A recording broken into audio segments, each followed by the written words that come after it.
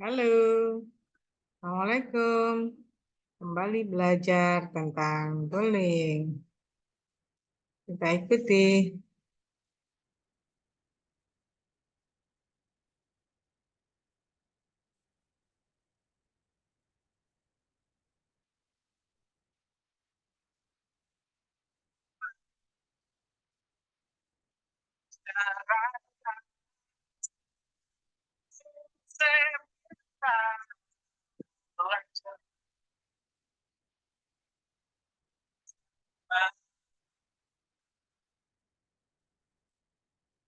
Halo, Assalamualaikum Sobat Pelatihan.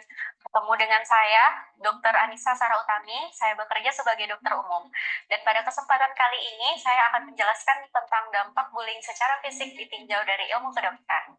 Baik, bullying atau perundungan akhir-akhir ini marak terjadi, terutama di kalangan anak usia sekolah. Bullying dapat dilakukan secara fisik, verbal, maupun cyberbullying, di mana pelakunya menyerang korban melalui media sosial.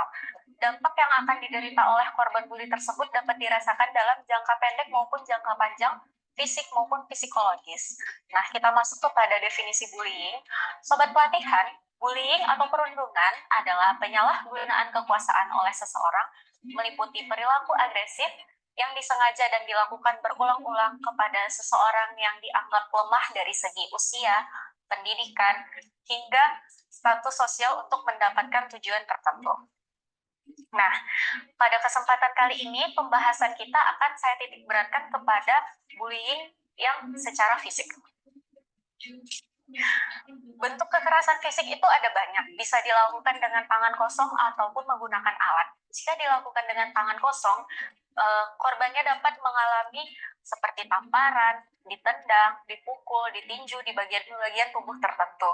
Nah, bagaimana jika kekerasan fisiknya menggunakan alat apa saja yang mungkin digunakan? Nah, alatnya bisa bermacam-macam, bisa menggunakan gunting, pensil, pena, penggaris, kursi, dasi, hingga ikat pinggang. Selanjutnya, sebelum kita bahas bagaimana efek kekerasan fisik terhadap tubuh korban yang mengalami bullying, ada baiknya kita belajar sedikit ya sobat tentang mengenai anatomi dari tubuh kita. Yang pertama kita akan melihat di sini ada gambar otak, di mana otak manusia itu terdiri dari beberapa lobus yang dibagi menjadi 4 lobus terbesar, yaitu yang pertama ada lobus frontal, di mana fungsi dari lobus frontal itu untuk berpikir dan mengkonsepkan sesuatu. Lalu di bagian kanan dan kiri itu ada lobus temporal, di mana guna dari lobus temporal ini adalah untuk fungsi persepsi suara dan bunyi-bunyian. Lalu di bagian atas ke belakang itu ada lobus parietal, di mana fungsinya adalah untuk memori, penyimpanan memori. Lalu di bagian otak belakang itu ada lobus oksipital, di mana fungsi dari lobus oksipital sendiri adalah untuk persepsi, visualisasi, atau penglihatan. Nah, apa gunanya kita mengetahui bagian-bagian dari otak ini? Jika pada kemudian hari korban bullying ini mengeluhkan sakit kepala, dan lalu ada gangguan-gangguan dari fungsi-fungsi bagian otak yang terlibat itu, kita bisa memperkirakan di mana kira-kira gangguannya. Baiklah Sobat Pelatihan, kita lanjutkan kepada abusive head trauma atau trauma kepala akibat kekerasan. Sebelum kita lanjutkan, Sobat Pelatihan harus tahu dulu pengertian dari abusive head trauma. Pengertiannya adalah terjadi akibat benturan langsung atau direct impact maupun asfiksia atau kekurangan kadar oksigen dalam aliran darah ke otak. Ada beberapa tanda dan gejala yang bisa kita nilai. Yang pertama, tanda yang bisa kita nilai sebagai pengamat apabila korban bullying mengalami letargi atau lemas, adanya kejang, adanya penurunan kesadaran, atau adanya keluar cairan dari bagian-bagian tubuhnya yang berlubang seperti telinga, dari hidung, dari mata, maupun dari mulut. Nah, sedangkan untuk gejala-gejala atau keluhan yang dirasakan oleh korbannya itu diantara lain bisa ditemukan adanya sakit kepala yang tidak tertahankan, adanya pandangan yang seperti pandangan ganda atau pandangan gelap, telinga berdenging, dan muntah proyektil atau muntah menyemprot, seperti itu. Untuk yang perlu sobat pelatihan ketahui, bagaimana cara kita sebagai orang awam jika menemukan kasus kekerasan pada daerah kepala, apa yang harus kita lakukan? Nah, ada beberapa tata laksana awal yang bisa sobat pelatihan lakukan. Yang pertama, kita baringkan korbannya di bagian yang datar atau rata, lalu kita pastikan 3 hal: aman diri, aman penolong, maksudnya aman korban dan aman lingkungan. Lalu setelah sudah kita pastikan aman, karena ini kasusnya tadi pada korban cedera kepala, ditinggikan kepala korbannya setinggi 30 derajat, lalu kita cek kesadarannya. Yang pertama, kita cek kesadarannya tanpa menyentuh, bisa dengan kita panggil namanya, lalu jika tidak ada respon, kita cek kesadaran kedua dengan menggunakan rangsang sentuhan. Jika masih tidak ada respon lagi, kita cek kesadarannya menggunakan rangsangan nyeri. Nah, jika masih tidak ada respon, barulah bisa kita langsung bawa ke fasilitas kesehatan yang terdekat atau IGD rumah sakit terdekat. Apa yang kita harapkan? Tentunya kita harapkan tata laksana lanjutan di sana seperti pemeriksaan laboratorium lebih lanjut ataupun X-ray, CT scan, dan MRI. Baiklah, setelah mengetahui tentang abusive head trauma, maka kita lanjutkan ke organ bagian bawahnya lagi, yaitu apa saja yang terdapat di dalam leher dan dinding dada. Di dalam leher terdapat banyak sekali persarafan dan pembuluh darah serta adanya jalan nafas kita. Nah, apa yang terjadi jika benturan fisik mengenai bagian leher kita? Tentunya karena ada banyaknya perdarahan dan adanya banyak persarafan di sana, serta yang tidak kalah penting adanya saluran nafas, bisa menyebabkan kematian dalam hitungan sepersekian detik hingga menit. Nah, untuk organ-organ yang terdapat di dalam dinding dada, yang pertama tentunya dinding dada kita dilapisi oleh lapisan lemak, lalu ada tulang-tulang rangka yang melindungi organ-organ penting di dalam tubuh kita seperti jantung dan kedua paru-paru kita. Nah, jadi bisa dibayangkan apabila terdapat trauma atau kekerasan di bagian leher hingga dada itu sangat efeknya sangat besar dan bisa menyebabkan kematian yang sangat cepat karena pusat kehidupan kita terbanyaknya ada di bagian dada, karena di situ ada jantung dan paru-paru. Oke, sobat pelatihan, kita lanjutkan lagi ke bagian bawahnya, yaitu bagian perut. Peneliti sebelumnya sudah membagi perut kita menjadi 9 regio. Gunanya apa? Gunanya untuk mempermudah kita mengidentifikasi organ-organ apa saja yang berada di dalam perut kita karena organnya sangat banyak.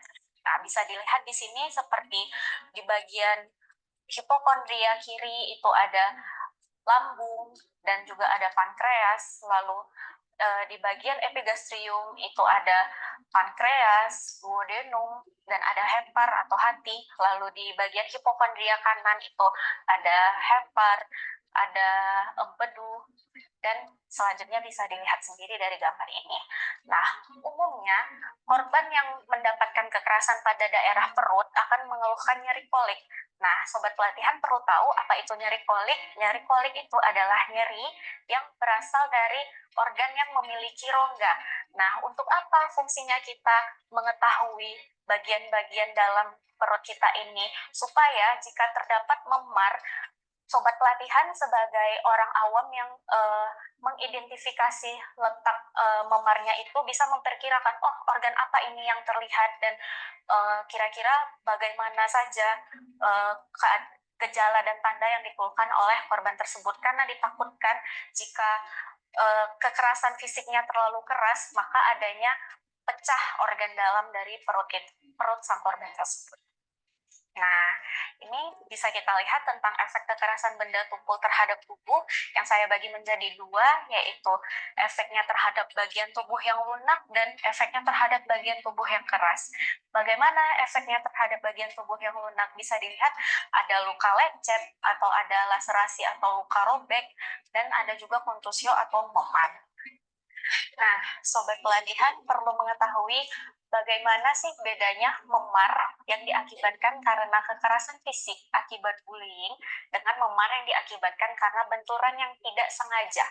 Nah, yang pertama itu adalah memar pada anak kecil yang belum bisa bergerak secara mandiri atau kurang dari 1 tahun. Lalu yang kedua, memar yang lokasinya jauh dari penonjolan tulang atau bony prominence. Lalu memar pada daerah-daerah seperti belakang telinga, tangan, punggung, perut, paha, dan sebagainya.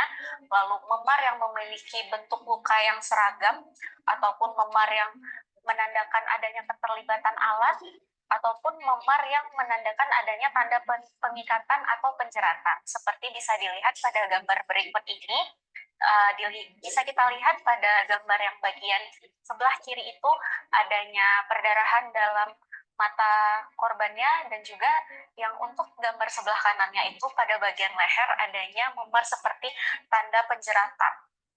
Nah, kedua gambar ini menunjukkan di lokasi-lokasi yang bisa kita curigai kapan dikatakan memar karena terbentur secara tidak sengaja maupun kapan dikatakan memar akibat kekerasan, di mana untuk gambar sebelah kiri itu adalah daerah-daerah penonjolan tulang. Nah, jika terdapat memar pada daerah-daerah yang ada di sebelah kiri tersebut, nah itu boleh tidak kita curigai sebagai akibat dari kekerasan.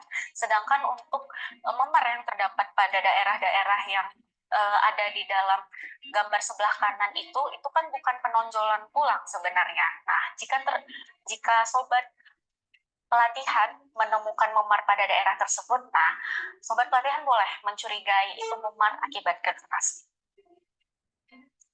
Selanjutnya, sobat pelatihan, tidak jarang juga kita temui adanya bekas gigitan atau di mana penyerangnya melakukan kekerasan dengan cara menggigit. Nah, poin penting yang harus kita bedakan di sini adalah apakah gigitannya itu benar gigitan manusia atau gigitan hewan.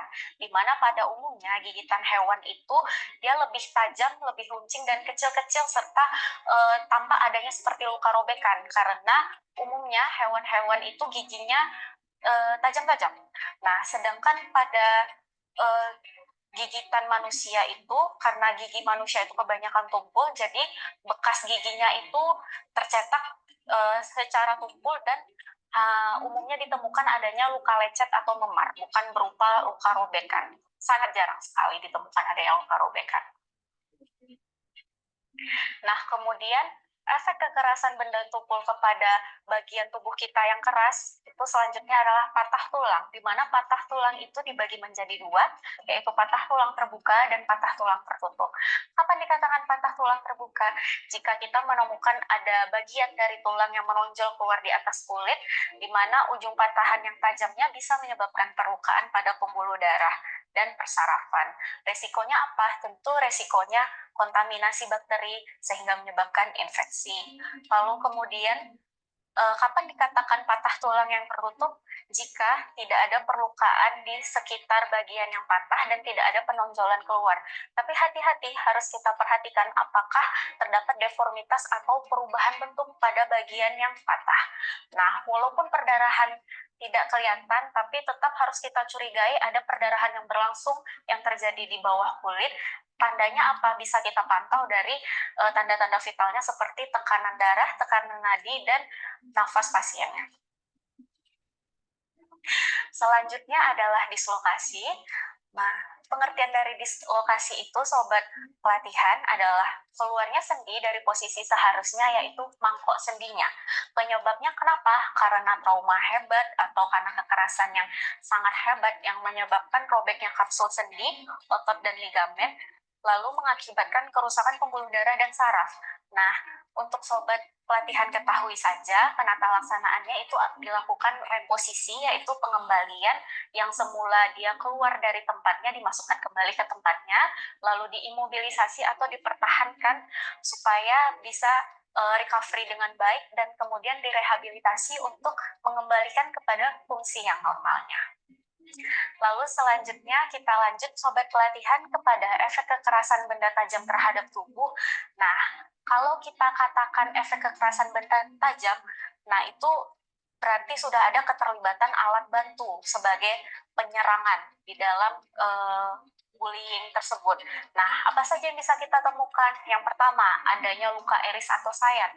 Yang kedua, adanya luka tusuk. Yang ketiga, adanya luka amputasi atau luka pemotongan. Dan yang keempat, jika penyerang menggunakan senjata api, bisa kita temukan adanya luka tembak. Beda-bedanya apa saja? Nah, saya jelaskan ya. Luka iris itu adalah luka yang panjang dan superficial. Umumnya tepi lukanya itu rata.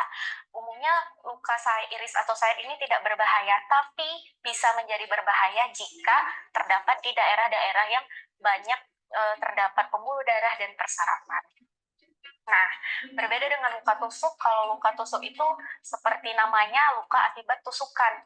Nah, biasanya luka yang terdapat di bagian tubuh dari korbannya itu diameternya lebih besar daripada diameter alat senjata yang digunakan.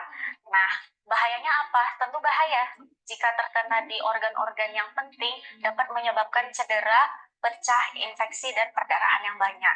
Sementara luka amputasi itu mirip seperti luka tusuk, tetapi lukanya itu sudah menyebabkan terputusnya atau hilangnya kontinuitas dari bagian tubuh si korban tersebut. Nah, jika lukanya itu terjadi 6-12 jam, itu kemungkinan penyembuhan apabila direparasi, lalu kemungkinan penyembuhan baiknya itu akan lebih baik. Tetapi jika sudah di atas 12 jam, tentu kemungkinan untuk proses penyembuhannya semakin memburuk. Nah, sementara untuk luka tembak itu, pengertiannya adalah luka akibat masuknya peluru dari senjata api ke bagian tubuh dengan ditandai adanya luka masuk. Nah, jika pelurunya bersarang, maka tidak akan kita temukan luka tembak keluarnya. Tapi jika pelurunya langsung keluar atau tidak bersarang, nah bisa kita temukan adanya luka tembak keluarnya. Bisa dilihat dari gambar ini untuk perbedaan luka-lukanya. Baiklah, Sobat Pelatihan, sekian yang bisa saya jelaskan. Semoga bermanfaat dan bisa dipahami. Sebelum menutup, saya punya satu quotes yang sangat baik. If you have to bully other people in order to feel powerful, you are an extremely weak individual. Baik, Assalamualaikum warahmatullahi wabarakatuh. Sampai jumpa lagi.